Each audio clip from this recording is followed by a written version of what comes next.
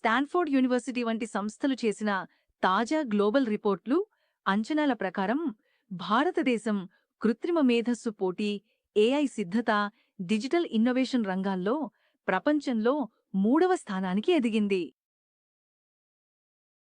దీంతో భారతదేశం America, China తర్వాతి స్థానంలో నిలిచి యూకే, జపాన్, జర్మనీ వంటి దేశాలను మించిపోయింది.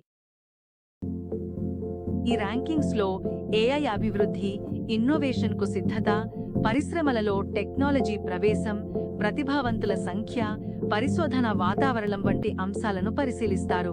ఇది భారతదేశం టెక్ ఎకోసిస్టమ్ ప్రపంచ స్థాయిలో వేగంగా అభివృద్ధి చెందుతోందని సూచిస్తోంది.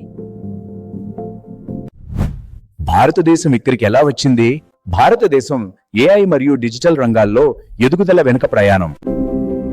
ఈ ఎదుగుదలకు అనేక అంశాలు కారణమయ్యాయి.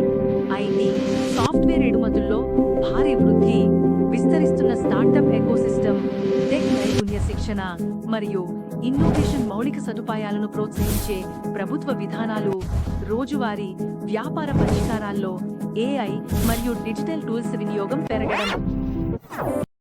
లింక్డ్ఇన్ ఇండియా బలమైన డిజిటల్ పునాది నిర్మించింది. విస్తృతమైన మొబైల్ ఇంటర్నెట్ వినియోగం నుండి డిజిటల్ చెల్లింపులను మార్చిన యూపీఐ వంటి ప్లాట్ఫామ్ల వరకు ఇవన్నీ ఇప్పుడు ప్రపంచ వేదికపై ఫలితాలిస్తున్నాయి. ప్రపంచ వేదికలపై నాయకులు ఏమి చెబుతున్నారు? నిజమైన సంభాషణల్లో ఏమి జరుగుతోంది? దావోస్లో భారతదేశం ఏఐ, డిజిటల్ సిద్ధతలో పురోగతిని మేము హైలైట్ చేశాం.